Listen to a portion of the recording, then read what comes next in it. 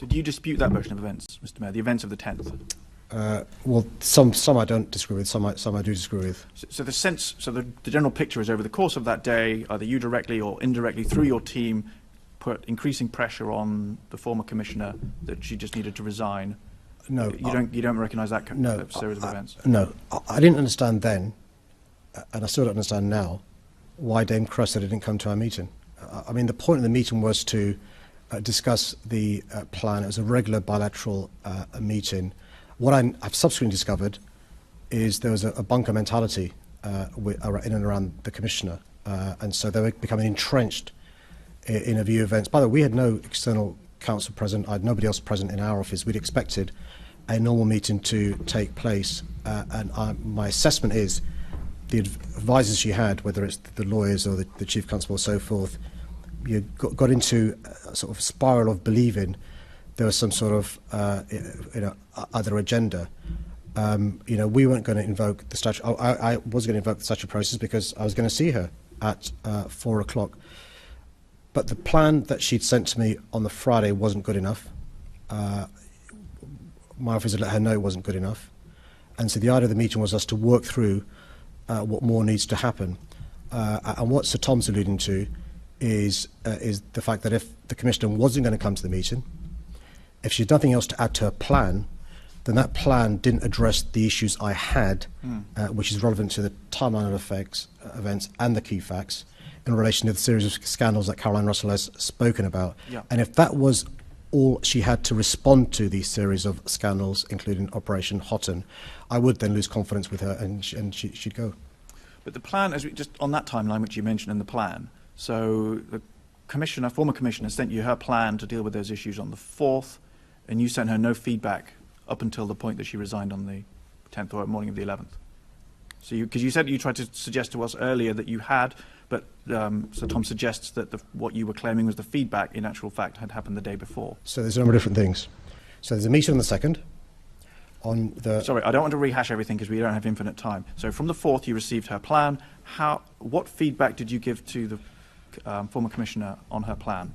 That's what we were going to discuss at the meeting on the 10th of February. Ahead of that meeting, you'd sent her nothing? No, because we're meeting on the 10th of February.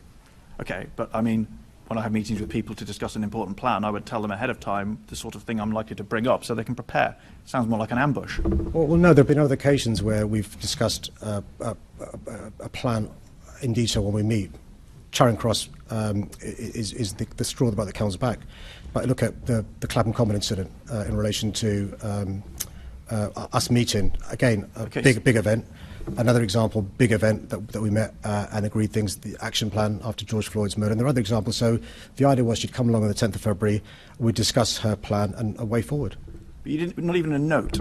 I mean, you managed to come up with 30 pages of notes to Sir Tom. You didn't come up with even half a paragraph of a note to the Commissioner or to her team about what you thought the deficiencies were for her plan, so that at that meeting she'd be prepared to respond. Well, no, the Commissioner was aware of my views from the 2nd of February, and the purpose of the 10th of February meeting was to discuss a way forward in relation to how we can address the issues that have been highlighted by the scandals, but also we met trust and confidence. That was the purpose of the meeting.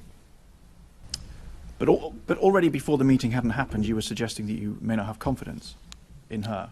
Is that not right in the radio programme that morning on I was BBC quite clear. Radio I was quite clear that we were going to work on a plan. I deliberately hadn't told the media when I was meeting the Commissioner because I didn't want the ambush you referred to. And the idea was she'd come and see me and talk through her plan. But what she was aware of, I didn't want to embarrass the Commissioner by saying, for example, what she sent me a plan is not good enough. And so to protect her, I was saying, look, the Commissioner's going to come and see me. We'll discuss a way to address these issues. And so she was aware of the importance of the plan. In fact, she was aware the day before she sent me the plan because the Deputy Mayor had said to her on the 3rd of February, which she closed down, we should discuss issues around trust and confidence. So your view, this was an ongoing dialogue, but her failure to attend the meeting on the 10th was what then precipitated, in your view, the fact that she could no longer continue? Yeah, because if on the 10th of February she's not coming to meet with me and she's saying her plan is a fait accompli, that's not good enough. Okay.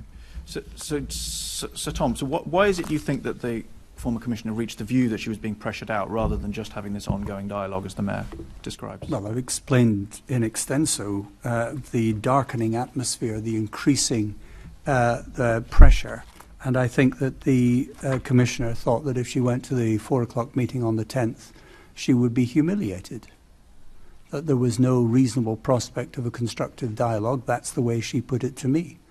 Now, I have said in my report, I think she should have gone to the meeting. I think you've all read that. I think she should have gone. I think that was consistent with her obligations under the policing protocol, and it was a mistake on her part. However, this was an extremely pressurized and difficult situation for her, and she was entitled to reach the view that the mayor really didn't want constructive dialogue. That was her view. And this was an opportunity for something other than that to happen. In other words, she would be humiliated, and she would leave City Hall probably going through a press pack. I simply don't know.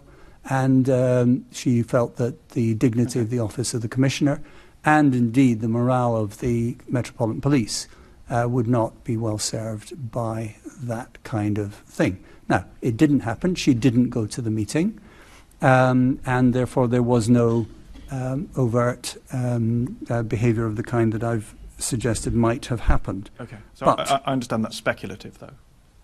Yes, well, that's what she thought. That's what she told me she thought. But she should have gone to the meeting, because the policing protocol requires both parties to engage in the way that is stated in paragraph 8 of the protocol.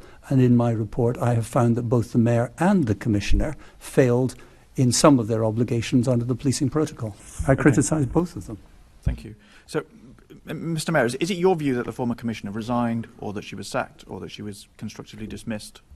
Or what was the nature of her departure, in your view? My view is she resigned.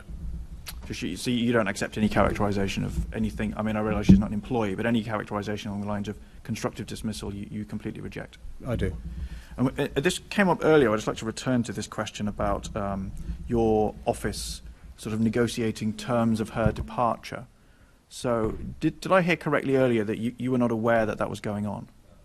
No, I wasn't aware. There were conversations taking place between my staff. I mean, where subsequently, but in real time, I'm assuming I'm meeting the Commissioner at 4 o'clock. There are other conversations taking place in relation to trying to encourage her to come to the meeting. I'm not sure who suggested. I'm not criticising her side either. I'm not suggesting. I'm not aware who suggested the without prejudice terms you referred to.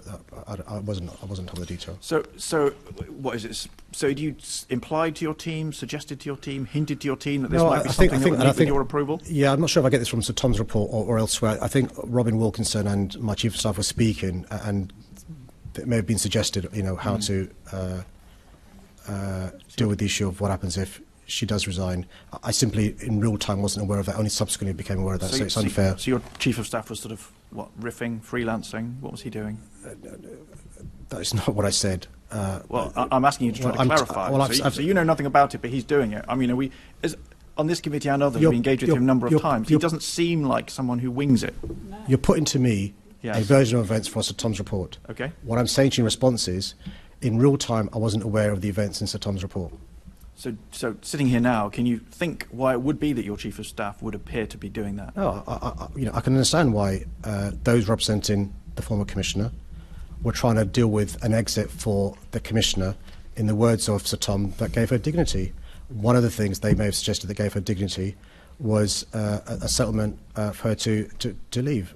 What I'm saying to you is, in real time, my focus was the 4 o'clock meeting, and I assumed that she'd come to that meeting. Sorry, so you're suggesting it was the Commissioner's office who suggested a settlement, not your office? Well, my office had no legal representation. Her office had a senior partner from a law firm, a chief constable, a deputy chief constable, the deputy commissioner. Well, I'm answering your question. There's only one side that's got legal representation, one side who's clearly war-gamed an exit, and that's not the mayor's side. I don't think I would need legal representation, though, to know that it would be outside the bounds of the mayor's office to start negotiating departure terms with someone who isn't even an employee of City Hall. You're suggesting that the chief of staff was acting on a freelance basis. What I'm saying in response is there Well, wasn't... I'm asking, to be fair, I'd put to you whether you knew or whether you'd asked him. That's my starting point, is to assume that he doesn't wing it. He doesn't seem like a winger to me. He seems like a very deliberate man who's very careful and methodical. He's a brilliant man who's always impartial and methodical and fair. I don't know that he's always impartial. I'll agree with you that he's very talented. I think I agree with you there as well, to be fair.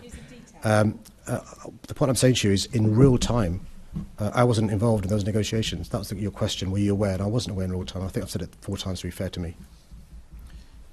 Is that something that surprises you that might have been going on, or was it something you would have approved of if you had known? No, subsequently I discovered, and by the way, what Sir Tom didn't say was in his previous report, he did say that all these people were listening to the conversations. He then corrected himself in the final report. The position is that I wasn't aware that, for example, Dame Cressida had a senior partner from a law firm with her. I wasn't aware that she'd called the Chief Constable from Kent to be with her, the Deputy Chief Constable. I wasn't aware that Deputy Commissioner Steve House was in the room, or Robin Wilkinson. All that I became aware afterwards when I read the first draft of Sir Tom's report. So, in terms of this sort of exit deal, are you aware that she ended up getting an exit deal? Because what you've spoken about is process, but what actually happened was politics and media, wasn't it? It wasn't that the actual process wasn't used. It was media. It was politics. I'm quite clear. The process on the 10th of February was fair. I'm quite clear that we did nothing wrong in City Hall or the Mayor's Office of Policing and Crime. I'm quite clear the statutory process was not invoked. Sir Tom spends a lot of time in relation to his report and the meeting with me talking about the South Yorkshire case, very different to the case with the Met Police Service. I'm quite clear there is a convention referred to by one of the colleagues on the committee in relation to a former mayor losing confidence with a former commissioner. I went above and beyond what Boris Johnson and Sir Ian Blair had, which is the opportunity for this commissioner to come up with an improvement plan, for this commissioner to meet with me before I even got to invoking the statutory process. But if your thesis is right, and if Sir Tom's thesis is right, it's never possible for a mayor to lose confidence with his or her commissioner unless he or she invokes the statutory process. That could not have been the intention of Parliament. To be fair, that's not my thesis. I'm trying to find out what happened. So in the end, then, your view is that perfectly proper discussions took place, at the end of which the Commissioner chose to resign. Absolutely. And so, presumably, since she resigned entirely of her free will, there was no package or deal that went with that. Well, no, don't forget, I can't go into details unless the Commissioner allows me to, the former Commissioner allows me to do so, but don't forget, she had a 2-year contract, and you don't resign summarily, as you know. And so there would have been discussions, which Chair, I think we probably don't want to go into in this meeting, but I'm happy to, if Dame Cressida allows me to do so, in relation to the package. But let's be clear, and this is a big point that Sir Tom makes in his report. She has a 2-year extension of her contract from April. What I can share with this room is what I can share with this room, because you've asked the question, is she did not get 2 years' salary. Let us know your thoughts in the comments below. Don't forget to like this video, subscribe to our channel for more in-depth political commentary, and hit that notification bell so you don't miss our next deep dive into the world of power and politics. Thanks for watching.